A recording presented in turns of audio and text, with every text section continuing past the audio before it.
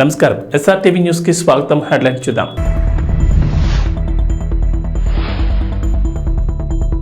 Neat వ్యవహారంపై స్పందించిన తెలంగాణ ముఖ్యమంత్రి రేవంత్ రెడ్డి ఢిల్లీలో పలువురు కేంద్ర మంత్రులతో భేటీ.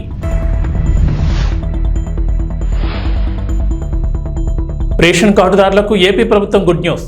జూలై నెల నుంచి కందిపప్పు కూడా బియ్యంతో పాటుగా పంపిణీ చేయాలని చంద్రబాబు ఆదేశం.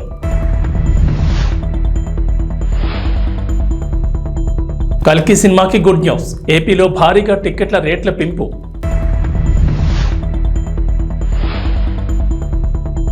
ఏపీ తెలంగాణకు వర్ష సూచన. పలు జిల్లాల్లో వర్షాలు, ఎల్లో అలర్ట్ జారీ. నీట్ వ్యవహారంపై సిట్టింగ్ జడ్జితో విచారణ జరిపించాలని తెలంగాణ ముఖ్యమంత్రి రేవంత్ రెడ్డి డిమాండ్ చేశారు. ఢిల్లీలో ఆయన వరుసగా కేంద్ర మంత్రులతో భేటీ అయ్యారు. రేపు మరికొందరు కేంద్ర మంత్రులను కలవనున్నారు.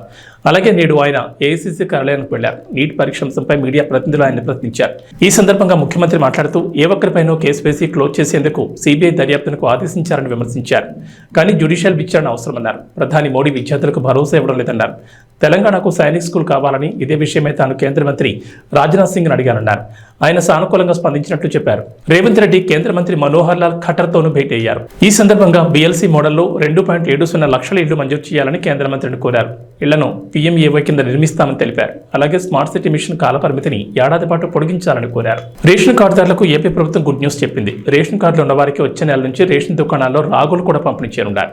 ఈ మేరకు పౌర సరఫరాల శాఖ నిర్ణయం తీసుకుంది. ప్రస్తుతం రాయలసీమలో మాత్రమే రేషన్ కార్డుదారులకు రాగులు పంపిణీ చేస్తున్నారు. జూలై నెల నుంచి రాష్ట్రమంతటా రాగులు పంపిణీ చేయనున్నారు. 3 కేజీల బియ్యానికి బదులుగా రాగులు పంపిణీ చేస్తారు. అలాగే సత్యసాయి, చిత్తూరు, తిరుపతి జిల్లా ప్రజలకు జూలై నుంచి జొన్నలు కూడా అందివ్వనున్నారు.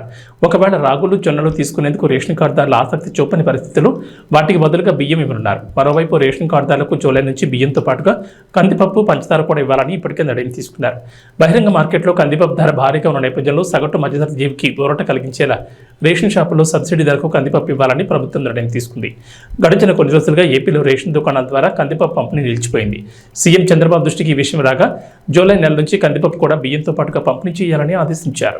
ఆంధ్రప్రదేశ్ డిప్యూటీ సీఎం పవన్ కళ్యాణ్ దీక్ష చేయబోతున్నారు. బుధవారం నుంచి వారాహి అమ్మవారి దీక్ష చేస్తారు. 11 రోజుల పాటు నిర్వహించే ఈ దీక్షలో పండ్లు, ద్రవాహారం మాత్రమే తీసుకుంటారు. గత ఏడాది జూన్ మాసంలో పవన్ కళ్యాణ్ వారాహి విజయయాత్ర చేపట్టిన సంగతి తెలిసిందే. ఆ యాత్ర సందర్భంలోనూ వారాహి అమ్మవారికి పూజలు నిర్వహించి దీక్ష చేపట్టారు. ఈసారి ఈ నెల 26వ తేదీ నుంచి 11 రోజుల పాటు దీక్షలో ఉంటారు. పవన్ కళ్యాణ్ కు దైవభక్తి ఎక్కువని చెప్తారు. ఆయన వారాహి అమ్మవారిని పూజిస్తారు. ఎన్నికల ముందు కూడా రాష్ట్ర వ్యాప్తంగా యాత్ర చేసేందుకు సిద్ధం చేసుకున్న వాహనానికి కూడా వారాహి అని పేరు పెట్టిన సంగతి తెలిసిందే. ఆంధ్రప్రదేశ్ ఎన్నికల్లో ఘన విజయం సాధించడంతో ఈ ఏడాది కూడా దీక్ష చేపట్టబోతున్నారు. గతంలో కూడా ఆయన దీక్షలు చేపట్టారు. ఆయన గతంలో చాతుర్మాస దీక్షను చేశారు. 4 నెలల పాటు ఆయన ఈ దీక్షను కొనసాగించారు. ఆషాఢం, శ్రావణం, భాద్రపదం, ఆశ్వీజ మాసం కలిపి 4 నెలల పాటు దీక్షను చేశారు. చాతుర్మాస దీక్షలో ఉన్నంతకాలం ఆహార నియమాలు పాటించేవారు. మితంగా సాత్విక ఆహారాన్ని మాత్రమే స్వీకరించేవారు. అంతేకాదు పవన్ ఒక్కపూట మాత్రమే ఆహారం తీసుకునేవారు. సూర్యాస్తమైన తర్వాత కొద్దిగా పాలు, పండ్లు ఆహారంగా తీసుకునేవారు. అలాగే పవన్ కళ్యాణ్ దీక్షను విరమించే సమయంలో హోమాన్ని నిర్వహించేవారు. ఆంధ్రప్రదేశ్లో కూటమి ప్రభుత్వ పాలన మొదలైంది. గత వారం అసెంబ్లీ సమావేశాలు జరగా మంత్రులు, ఎమ్మెల్యేలు గత వారం అసెంబ్లీలో ప్రమాణాలు చేశారు. అయితే సోషల్ మీడియా వేదికగా డిప్యూటీ సీఎం పవన్ కళ్యాణ్ పై ఓ ప్రచారం జరుగుతోంది. ఆయన ఫోటోను ట్వీట్ చేస్తూ అసెంబ్లీలో నిద్రపోతున్నారంటూ కొందరు ట్రోల్ చేస్తున్నారు. అయితే యువగళం పేరుతో ఓ యూట్యూబ్ ఛానల్ ఉంది. అయితే ఆ ఛానల్లో కూడా పవన్ కళ్యాణ్ టార్గెట్ చేస్తూ వీడియోలు చేశారు. అయితే ఈ యూట్యూబ్ ఛానల్కు టీడీపీకి లింక్ ఉందంటూ ప్రచారం జరుగుతోంది. ఈ క్రమంలో టీడీపీ ఎక్స్ వేదికగా స్పందించింది. జగన్ రెడ్డి పడేసే డబ్బుల కోసం నడుపుతున్న పేజీలు, ఛానల్స్ ఇవి. యువగళం అనే యూట్యూబ్ ఛానల్ టీడీపీకి అనుకూలం అనే విధంగా ఐపాక్ వాళ్ళతో మొదలు పెట్టించారు. గతంలో చంద్రబాబు తిడుతూ ఈ ఛానల్లో వీడియోలు పెట్టారు. ఇప్పుడు జనసేన అధినేత పవన్పై ఫేక్ వీడియోలు చేసి అది టీడీపీ వేసింది అనే విధంగా జనసేనకు అనుకూలంగా అనే విధంగా మరో ట్విట్టర్ పేజీలో పోస్ట్ చేశారు. 2 పార్టీల మధ్య అపోహలు సృష్టించడానికి ఒక పెద్ద కుట్రకు తెరతీశారంటూ మండిపడ్డారు. యువకాలం అనే యూట్యూబ్ ఛానల్తో టీడీపీకి ఎలాంటి సంబంధం లేదు. ఎన్నికల ముందు వరకు ఆ ఛానల్లో టీడీపీకి వ్యతిరేకంగా వీడియోలు పెట్టారు. ఇలా పార్టీల మధ్య, కులాల మధ్య, ప్రాంతాల మధ్య, సినిమా ఫ్యాన్స్ మధ్య కుట్రలు చేసే నీచ బుద్ధి ఈ దేశంలో జగన్ రెడ్డి ఒక్కరికే ఉంది. దయచేసి ఇలాంటి ఫేక్ వార్తలు నమ్మొద్దని, ఇలాంటి వాటిపై త్వరలోనే చట్టపరమైన చర్యలు తీసుకుంటామని చెప్పారు. ఎవరెన్ని కుట్రలు చేసినా ఈ రాష్ట్ర భవిష్యత్తు కోసం రాష్ట్రం నుంచి సైకోగాళ్లను శాశ్వతంగా తరిమేసేదాకా టీడీపీ, జనసేన మైత్రి కొనసాగుతూనే ఉంటుందంటూ ట్వీట్ చేశారు. ఈ విధంగా ఆలోచన చేసేటువంటి చంద్రబాబు నాయుడు గారికి, పవన్ కళ్యాణ్ గారికి కూడా మనకు ధన్యవాదాలు చెప్పి, వారు ఏ ఆలోచనతో ఇచ్చారో దాన్ని సబూగా జరిపించడం కోసం మనందరూ కూడా ప్రయత్నం చేయవలసినటువంటి ధన్యవాదాలు చెప్పి, వారు ఏ ఆలోచనతో ఇచ్చారో దాన్ని సబూగా చెప్పి, వారు ఏ ఆలోచనతో ఇచ్చారో దాన్ని ఏపీ ముఖ్యమంత్రి తెలుగుదేశం పార్టీ అధినేత నారా చంద్రబాబు నాయుడు తెలుగు తమిళకు శుభవార్త చెప్పారు. గత ప్రభుత్వ హయాంలో అధికారం ఉందనే అహంకారంతో విర్రవీగి టీడీపీ నేతల్ని కార్యకర్తల్ని వేధించిన వైఎస్ఆర్సీపీ నేతల్ని టీడీపీలోకి తీసుకునేది లేదని తేల్చి చెప్పారు. గత ప్రభుత్వంలో టీడీపీకి నష్టం చేసిన వారిని, అలాగే చట్టవిరుద్ధంగా వ్యవహరించిన వారిని వదిలేది లేదన్నారు. ఇప్పుడు మనకు అధికారం వచ్చిందని సొంత లాభం కోసం ఇప్పుడు పార్టీలోకి వచ్చే వారి విషయంలో జాగ్రత్తగా ఉండాలన్నారు. టీడీపీ ఎమ్మెల్యేలు, నియోజకవర్గ ఇన్ఛార్జీలు, పరిశీలకులు, ముఖ్య నేతలతో చంద్రబాబు టెలికాన్ఫరెన్స్ లో మాట్లాడారు. అన్యాయం చేసిన వారిని ఉపేక్షించేది లేదని, ప్రజలు నమ్మి అద్భుతమైన విజయాన్ని అందించారని, ఆ నమ్మకాన్ని నిలబెట్టుకోవాలని సూచించారు చంద్రబాబు. పొత్తులో భాగంగా 31 మంది ఇన్ఛార్జీలకు సీట్లు ఇవ్వలేకపోయామని, అయినా వారు ఎన్డీఏ గెలుపు కోసం పనిచేశారని గుర్తు చేశారు. ఎన్నికల్లో ఏకంగా 57% ఓట్లు సాధించామని, 93% స్ట్రైక్ రేట్తో గెలిచామని గుర్తు చేశారు. 2029 ఎన్నికలకు కూడా ఇప్పటి నుంచే ప్రణాళికలు సిద్ధం చేసుకోవాలని సూచించారు. పోలీస్ శాఖ హెచ్చరికల పేరుతో సోషల్ మీడియాలో వైరల్ అవుతున్న వార్తలపై హైదరాబాద్ పోలీసులు స్పందించారు. నగరంలో దుకాణాలన్నీ రాత్రి 10:30 లేదా 11 గంటలకే మూసేయాలంటూ వస్తున్న వార్తలను పోలీసులు ఖండించారు. ఆ వార్తలు పూర్తిగా అబద్ధమంటూ హైదరాబాద్ పోలీసులు తమ అధికారిక ట్విట్టర్ ఖాతాలో పోస్ట్ చేశారు. దుకాణాలు, సంస్థలు మూసేసే సమయాలు ప్రస్తుతం అమల్లో ఉన్న నిబంధనల ప్రకారమే కొనసాగుతాయని, ఇది అందరూ గమనించాలని హైదరాబాద్ పోలీసులు తెలిపారు. అయితే హైదరాబాద్లో నెలకొన్న ప్రస్తుత పరిస్థితుల్లో సీఎం రేవంత్ రెడ్డి పోలీస్ శాఖకు కీలక ఆదేశాలు చేశారని, ముఖ్యమంత్రి ఆదేశాల మేరకు నగరవాసులకు పోలీసులు హెచ్చరికలు జారీ చేశారంటూ సోషల్ మీడియాలో ఓ పోస్టు వైరల్గా మారింది. ఈ పోస్టులో బహిరంగ ప్రదేశాల్లో మద్యం తాగొద్దని, రోడ్లపై అల్లర్లు సృష్టించొద్దని, అనుమానాస్పద వ్యక్తులకు లిఫ్ట్ ఇవ్వొద్దని పోలీసులు హెచ్చరికలు జారీ చేసినట్లుగా ఉంది. వీటితో పాటు నగరంలో దుకాణాలు రాత్రి 10:30 నుండి 11 గంటల లోపే మూసేయాలన్న నిబంధన కూడా ఉంది. గంజాయి సరఫరాదారులను, గంజాయి తీసుకునే వారిని వదిలిపెట్టేది లేదని, అర్ధరాత్రి జులైగా ఎవరైనా తిరిగితే కఠిన చర్యలు తీసుకుంటామంటూ హెచ్చరికలు జారీ చేసినట్లుగా పోలీసు లోగోతో పాటు సీఎం రేవంత్ రెడ్డి ఫోటోతో ఉన్న పోస్టర్ సోషల్ మీడియాలో వైరల్ అవుతోంది. అయోధ్య రామాలయం ప్రాణ ప్రతిష్ఠ జరిగి 6 నెలలు కూడా గడవకముందే ఆలయ పైకప్పు లీక్ అవుతోంది. శనివారం అర్ధరాత్రి అయోధ్యలో కురిసిన తొలి భారీ వర్షానికి నీళ్లు గర్భగుడిలో ప్రవేశించాయి. ఇందుకు సంబంధించిన ఫోటోలు బయటకు వచ్చాయి. కాగా నీరు లీక్ అవుతోందని ఆలయ ప్రధాన పూజారి ఆచార్య సత్యేంద్ర దాస్ సోమవారం వెల్లడించారు. దేశం నలుమూల నుంచి వచ్చిన ఇంజనీర్లు రామాలయాన్ని నిర్మిస్తున్నారని, అయినప్పటికీ నీళ్లు లీక్ కావడం ఆశ్చర్యానికి గురిచేస్తుందని అన్నారు. ఆలయ నిర్మాణంలో నిర్లక్ష్యంగా వ్యవహరించారని, గుడి ప్రాంగణంలోకి చేరిన నీరు బయటకు వెళ్లే మార్గం కూడా లేకుండా నిర్మించారని సత్యేంద్రదాస్ అన్నారు. రామ్లల్లా ముందు పూజారి కూర్చునే చోట వీఐపీలు దర్శనం చేసుకునే స్థలంలో నీరు లీక్ అవుతుందని పేర్కొన్నారు. వర్షం కురవడం ఎక్కువైతే లోపల కూర్చుని పూజ చేయడం కూడా ఇబ్బందేనని ఆయన పేర్కొన్నారు. నీళ్లు ఇలా ఎందుకు లీక్ అవుతున్నాయని, అంతమంది పెద్ద ఇంజనీర్ల సమక్షంలో నిర్మించిన ఆలయంలో ఇలా జరగడం ఏంటని ఆయన ప్రశ్నించారు. ఈ సమస్యకు తక్షణమే పరిష్కరించాలని ఆలయ అధికారులకు విజ్ఞప్తి చేశారు. గ్రామంలోని ప్రజా సమస్యలను పరిష్కారం చేస్తామని కడప జిల్లా పోరుమామిళ్ల మండల తహసీల్దార్ శిరీష్ అన్నారు. కడప జిల్లా పోరుమామిళ్ల మండలం రంగసముద్రం గ్రామ సర్వే నెంబర్ 570/1, 570/2లలో భూమికి సంబంధించి నరసింగపల్లె గ్రామానికి చెందిన రైతులు గత 2 రోజుల క్రితం ఘర్షణ పడ్డారు. ఈ విషయంపై మండల తహసీల్దార్ శిరీష, రెవెన్యూ ఇన్స్పెక్టర్ సుధాకర్ రెడ్డి, మండల సర్వేయర్ జానీ మరియు రెవెన్యూ సిబ్బంది ఆ గ్రామాన్ని సందర్శించి భూమిని పరిశీలించి భూమి హద్దులు నిర్ధారించి గ్రామస్తులతో మాట్లాడారు. ఈ మేరకు తహసీల్దార్ శిరీష రెవెన్యూ రికార్డు ప్రకారం జిల్లా కలెక్టర్ విజయరామరాజుకు విచారణ నివేదిక సమర్పించారు.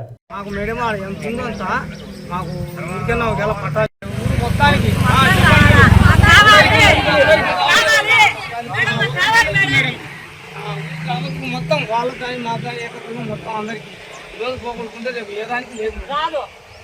అది కానీ ప్రభుత్వం ఇచ్చేది మామూలు ఖాళీగా లేదు.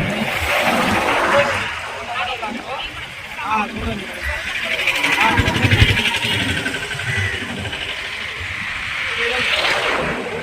ఆత్నాలు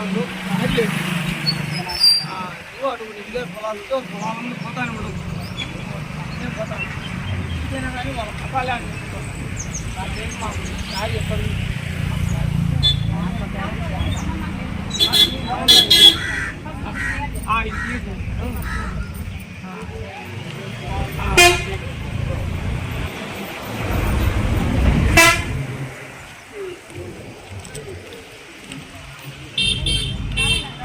మేడం చేస్తాం. రాయలసీమ జిల్లాలో వర్షాలు పడడంతో రైతులు ఖరీఫ్ సాగుకు సన్నద్ధమవుతున్నారు. వేరుశెనగ, కంది, టమాటో, మిరప, పత్తి సాగు చేస్తున్నారు. సేద్యం ఖర్చుకు భరించలేక పలువురు రైతులు తమ పిల్లలు, కుటుంబ సభ్యుల రెక్కల కష్టాన్ని నమ్ముకుని సేద్యం పనులు చేస్తున్నారు. అనంతపురం జిల్లా కంపదూరు మండలం నూతిమడుగులో రైతు సర్దానప్ప తన 2 కొడుకులను గుంటుకకి ఇరువైపులా కట్టి టమాటోలో కలప నివారణ చేస్తున్నాడు. ట్రాక్టర్, ఎద్దుల సేద్యం ఖర్చులు భరించలేక తన కొడుకులు 10వ తరగతి చదివే రాణా ప్రతాప్, ఇంటర్ చదువుతున్న కార్తీకులను గుంటకకి కట్టి కలప నివారణ చేయడం రాయలసీమ రైతు దీనస్థితికి అద్దం పడుతోంది. ఎకరా పొలంలో సేద్యం, కలప నివారణ చేయాలంటే 10,000 ఖర్చు అవుతుందని రైతులు ఆవేదన చెందుతున్నారు. నూతనంగా వచ్చిన ప్రభుత్వం తమ కష్టాల నుండి గట్టెక్కించాలని రైతులు వేడుకుంటున్నారు.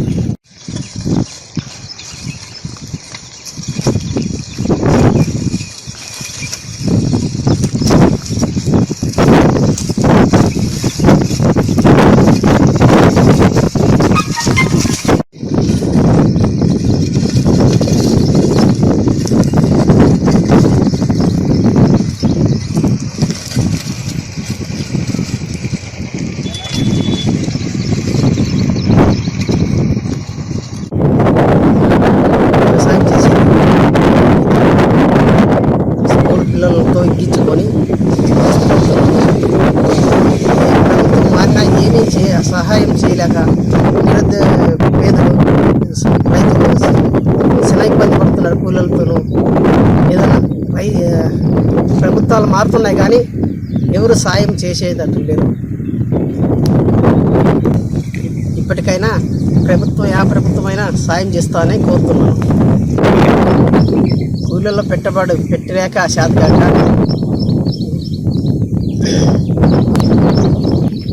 కూలీలకు పెట్టుబడి పెట్టలేక కూలీలకు 20-30 వేలు అవుతుంది.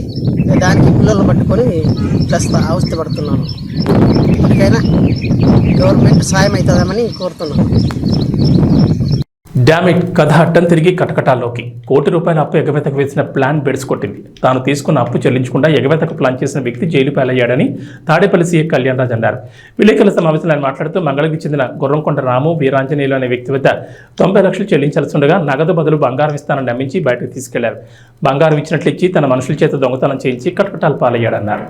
అందరికీ నమస్కారం. విసిపోయే నిజాలు ఏంటంటే, ఈ రాము ఎవరైతే ఉన్నారో ఇతను వీరాంజనేయులకి సుమారు వడ్డీతో కలిపి ₹1 కోటి దాకా ఇవ్వాల్సిన సందర్భంలో ఆ డబ్బులు ఎగవేయాలనే తలంపుతో రాము అనే వ్యక్తి మంగళగిరి పట్టణానికి చెందినటువంటి రత్న, బబ్లు, మహబూబ్ బాషా అనేటువంటి అతని యొక్క స్నేహితుడితో ఒక కుట్రపూరితంగా మోసానికి పాల్పడాలని తద్వారా ఆ డబ్బుల్ని వీరాంజనేయులకి వాళ్ళు ప్లాన్ చేసుకొని వాళ్ళు ఈ విధంగా విజయవాడ నుంచి మంగళగిరి వెళ్తుండగా ఇద్దరు కలిసి వెళ్ళేటప్పుడు కొంతమంది వ్యక్తుల్ని హైర్ చేసి బ్యాగ్ లిఫ్టింగ్ పర్పస్ గుంటూరు నుంచి ఒక 3 వ్యక్తులను హైర్ చేసి దీనికి ఈ పథకం ప్రకారంగా ఆ బ్యాగ్ ని రాము దగ్గర నుంచి లిఫ్ట్ చేయడం జరిగింది. ఈ విధమైన పథకాన్ని అమలు చేసేదానికి రాము సుమారు ₹10 లక్షల ఈ టీమ్ కి ఆఫర్ చేసినారు. అందులో భాగంగా ₹1 లక్ష ఇవ్వడం కూడా జరిగింది. ఈ కేసు అంతా హడావిడి జరిగిన తర్వాత రిమైనింగ్ ₹9 లక్షల కూడా ఇస్తానని చెప్పడం జరిగింది. ఈ కేసుని పకడ్బందీగా వితిన్ 20 hours లోనే ఈ కేసుని ఛేదించడం జరిగింది. బేరప్ప ఆలయ నిర్మాణానికి అనుమతి ఇవ్వాలని ప్రభుత్వం వెంటనే స్పందించి న్యాయం చేయాలని, లేకపోతే రాష్ట్ర వ్యాప్తంగా గొల్ల కురుమల ఆధ్వర్యంలో నిరసన కార్యక్రమం చేపడతామని రాష్ట్ర కురుమల యువ చైతన్య సమితి అధ్యక్షుడు నరసింహ అన్నారు. గజ్వేల్ పరిధిలోని R&R కాలనీలో బ్రాహ్మణ బంజేర్పల్లి గ్రామంలో కురుమ సంఘం ఆధ్వర్యంలో రాష్ట్ర కురుమ సంఘం నాయకులు సమావేశం నిర్వహించారు. ఈ సందర్భంగా మాట్లాడుతూ తొగుట మండలంలోని బ్రాహ్మణ బంజేర్పల్లి గ్రామంలో కురుమ కులస్తులకు బీరప్ప దేవాలయానికి సంబంధించి 2 ఎకరాల స్థలం, దేవాలయం గొల్ల కురుమల 5 ఎకరాల స్థలం సొంతంగా డబ్బులు పెట్టి కొనుగోలు చేశారు. కానీ మల్లన్న సాగర్ రిజర్వాయర్ నిర్మాణంలో సొంత ఇండ్లతో సహా వ్యవసాయ భూములు, దేవాలయం వాళ్ళు కొనుగోలు చేసిన జాగాలు మొత్తం పోవడం జరిగిందన్నారు. అప్పటి ప్రభుత్వం సిద్దిపేట జిల్లా కలెక్టర్ అందరూ కూడా మీకు గుడికి గుడి, బడికి బడి అన్ని విధాలా ఇస్తామని హామీ ఇచ్చి గజ్వేల్ పట్టణ శివార్లోని అలండర్ కాలనీలో బ్రాహ్మణ బంజార్లపల్లి గ్రామస్తులకు కులస్థలాలు ఇచ్చారు. కానీ దేవాలయం నిర్మించుకోవడానికి స్థలం చూపించలేదు. కురుమల ఆరాధ్య దైవమైన బీరప్ప అక్క మహంకాళి దేవాలయాలు నిర్మించేందుకు స్థలం ఇవ్వమని ప్రభుత్వాన్ని కోరగా ఫారెస్ట్ దగ్గరలో ఉన్న 20 గుంటల స్థలంలో గ్రామంలోని వివిధ వర్గాలకు చెందిన దేవాలయాలు కట్టుకోమని ప్రభుత్వం చెప్పారు. కానీ ఆ 20 గుంటల స్థలంలో కురుమల ఆరాధ్య దైవమైన బీరప్ప దేవాలయం నిర్మించుకుంటామని, ఎట్టి పరిస్థితుల్లో దీన్ని వదులుకోబోమని ప్రభుత్వం వెంటనే స్పందించి న్యాయం చేసి దేవాలయాలు కట్టుకునేందుకు అనుమతినివ్వాలని, లేకపోతే రాష్ట్ర వ్యాప్తంగా గొల్ల కురుమల ఆధ్వర్యంలో నిరసన కార్యక్రమం చేపడతామని డిమాండ్ చేశారు. ఈ కార్యక్రమంలో ఉపాధ్యక్షుడు వెంకటేష్, ప్రధాన కార్యదర్శి మేస సత్యనారాయణ, లకుడారం సర్పంచ్ కందూరి ఐలయ్య, కొడకండ్ల మాజీ ఎంపీటీసీ అంజయ్య, కురుమ సంఘం నాయకులు పాల్గొన్నారు. ముంపు ప్రాంతాలకు ఏదైతే హామీ ఇచ్చి గత ప్రభుత్వం వారి స్థావరాలను తొలగించి వేరే స్థావరం ఏర్పాటు చేసిందో అందులో భాగంగా మీ భూములకు భూములు, ఇండ్లకు ఇండ్లు, గుడికి గుడి, బడికి బడి అని చెప్పి ఆ రోజు తన భూములను లాక్కొని వాళ్ళను పక్కకు పంపించడం జరిగింది. సరే, పక్కకి ఇచ్చిర్రు, భూములకు భూములు ఇస్తామన్నారు, మా గుడికి గుడి ఇస్తామన్నారు. ఏది అని ఇక్కడి కులస్తులు గ్రామ సర్పంచ్ని అడిగినప్పుడు కొంత స్థావరాన్ని చూపెట్టడం జరిగింది. అది ఒక లెవెల్ లేకుండా ఉన్న భూమిని చూపెడితే ఈరోజు కొంత కష్టపడి ఆర్థికంగా ఖర్చు పెట్టుకొని దాన్ని ఒక లెవెల్ చేసుకొని ఇవాళ దేవుడా మేము అన్ని కోల్పోయినాం, ఈరోజు నువ్వే దిక్కు అని మొక్కుదాం అనుకున్న సమయానికి ఈ జాగను కూడా మీకు ఎటువంటి చట్టబద్ధత లేదు, మీకు పట్టాలు లేవు, ఇందులో గ్రామానికి సంబంధించింది వివిధ గ్రామ దేవతలను కూడా నెలకొల్పుతామని మాది సుమారు 7 ఎకరాల భూమి బీరప్ప గుడిది మల్లన్న సాగర్ ముంపు గ్రామంలో పోయినటువంటి గ్రామాన్ని ఇక్కడ గజ్వేల్లోని R&R కాలనీలో కేటాయించి ఇండ్లు అక్కడి నుంచి ముంపు ప్రాంతంలో గత ప్రభుత్వంలో ఏదైతే కుర్మలు ఉన్నారో ఆ కుర్మలు ఇళ్లకు ఇల్లు ఇచ్చి గుళ్ళకు గుళ్ళు, బళ్ళకు బళ్ళ అని చెప్పి కార్యక్రమంని ఆ రోజు మొదలుపెట్టి గత ప్రభుత్వం ఏదైతే ఇక్కడికి తరలించడం జరిగింది. అందులో బీరప్ప గుడి 2 ఎకరాల విస్తీర్ణంలో కన్నా పెద్ద మర్రిచెట్టు గల బీరప్ప గుడిగా ఉండే. అదేవిధంగా ఒక 5 ఎకరాల గ్రామంలో ఉన్నటువంటి అందరూ కుటుంబాలంతా కలిసి గొర్రెలకు మేకలకు షెడ్డుకు కొనుక్కున్నటువంటి భూమి ఇవన్నీ కూడా కోల్పోవడం జరిగింది గత ప్రభుత్వం హయాంలో. అయితే గత ప్రభుత్వం ఇక్కడికి వీళ్ళని తరలించడం జరిగింది. ఏదైతే మల్లన్న సాగర్ ప్రాజెక్టులో భాగంగా ఇక్కడ వీళ్లకు మా కులాదైవం ఏంటంటే బీరప్ప గుడి అనేది మా కులాదైవం దేవుడు. కాబట్టి అప్పుడు తౌట మండలంలో ఉన్నటువంటి బ్రాహ్మణ బంజేర్పల్లి అప్పుడు ప్రభుత్వం మల్లన్న సాగర్ ప్రాజెక్టులో భాగంగా ఆ గుడి అక్కడ ఉన్నటువంటి భూములను కోల్పోయి ఎంతో వాళ్ళు పేదవారిగా మిగిలినారు. అక్కడ ఉన్నటువంటి భూములు మల్లన్న సాగర్కి తీసుకుంటే పక్కనున్న గ్రామాలు ప్రజలు ఎంతో మంది మేలు జరిగింది. వాళ్ళ భూములు పోతే పక్క గ్రామాలు జిల్లాలను దాటిపోయి అక్కడ మల్లన్న సాగర్ ప్రాజెక్టు వల్ల ఎంతో మంది సుఖపడుతురు, ఎంతో పంటలు పండించుకుంటారు. కానీ అలా ప్రాజెక్టులో పోయినటువంటి మా కుర్మకులస్తులైనటువంటి వీళ్లకు అన్యాయం జరిగింది. కాబట్టి ఇప్పటికైనా కలెక్టర్ గారు కానీ ఆర్డీఓ గారు కానీ ఇప్పటికైనా స్పందించి ఈ కుర్మలకు సంబంధించిన కులాదైవమైనటువంటి బీరప్ప గుడిని ఇక్కడ కట్టేటట్టు మంజూరు చేయాలని, అలాగే వాళ్ళకు కుర్మ కులస్తులకు కేటాయించినటువంటి ఈ అద్దెగ్రం జాగా వాళ్లకు ఖచ్చితంగా ఒకవేళ రేపు మా కుర్మ కులస్తులకు ఏమన్నా అన్యాయం జరిగినా, ఇక్కడ బీరప్ప గుడి స్థలానికి ఏమన్నా అన్యాయానికి గురైనా అధికారులు పట్టించుకోకపోతే ఆర్డీఓ గారు కానీ కలెక్టర్ గారు కానీ ఎంఆర్ఓ గారు కానీ ఇక్కడ ఉన్నటువంటి ప్రజాప్రతినిధి స్థానికంగా ఎవరు పట్టించుకోకపోయినా మేము కేవైసీ మా కుర్మ కమిటీ తరఫున పెద్ద ఎత్తున ఆందోళన చేస్తాం, కలెక్టర్ను ముట్టడిస్తాం.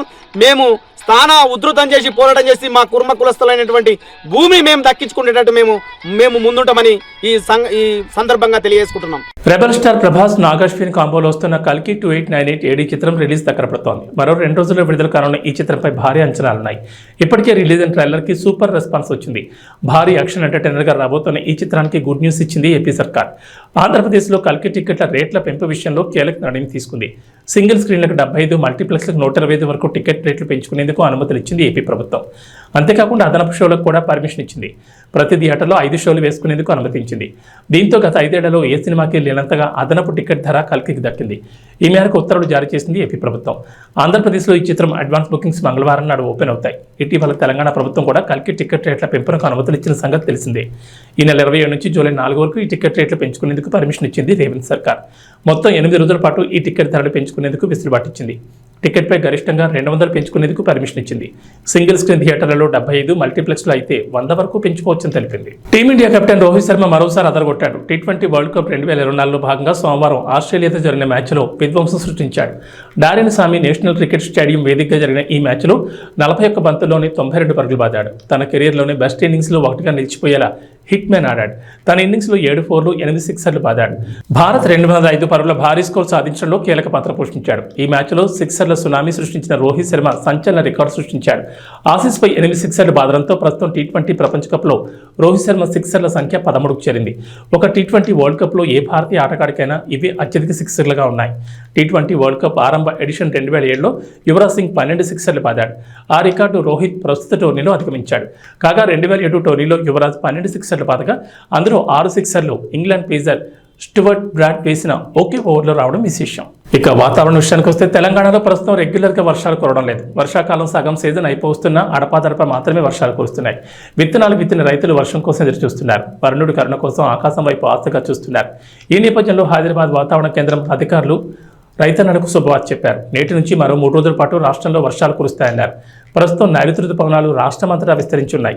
ఈ పవనాలతో పాటు ద్రోణి ప్రభావంతో రాష్ట్రంలో తేలికపాటి నుంచి కొన్ని చోట్ల భారీ వర్షాలు కురుస్తాయన్నారు. అటు ఏపీలో కూడా అక్కడక్కడ వర్షాలు కొనసాగుతున్నాయి. రుతుపవనాల ప్రభావంతో పార్వతీపురం, మన్యం, అల్లూరు సీతారామరాజు జిల్లాల్లో అక్కడక్కడ పిడుగులతో కూడిన తేలికపాటి నుంచి మోస్తరు వర్షాలు కురిసే అవకాశం ఉందని విపత్తుల సంస్థ ఎండీ రోణంకి కూర్మానాథ్ పేర్కొన్నారు. అలాగే శ్రీకాకుళం, విజయనగరం, పార్వతీపురం, మన్యం, అల్లూరు సీతారామరాజు, విశాఖపట్నం, అనకాపల్లి, కాకినాడ, డాక్టర్ బిఆర్ అంబేద్కర్ కోనసీమ, తూర్పుగోదావరి, పశ్చిమ గోదావరి, ఏలూరు, కృష్ణా, ఎన్టీఆర్, గుంటూరు, బాపట్ల, పల్నాడు, ప్రకాశం, నెల్లూరు, చిత్తూరు, తిరుపతి, కడప, అన్నమయ్య జిల్లాలో అక్కడక్కడ పిడుగులతో కూడిన తేలికపాటి వర్షాలు కురిసే అవకాశం ఉందన్నారు. ఇవి బులెటిన్ విశేషాలు. నమస్కారం.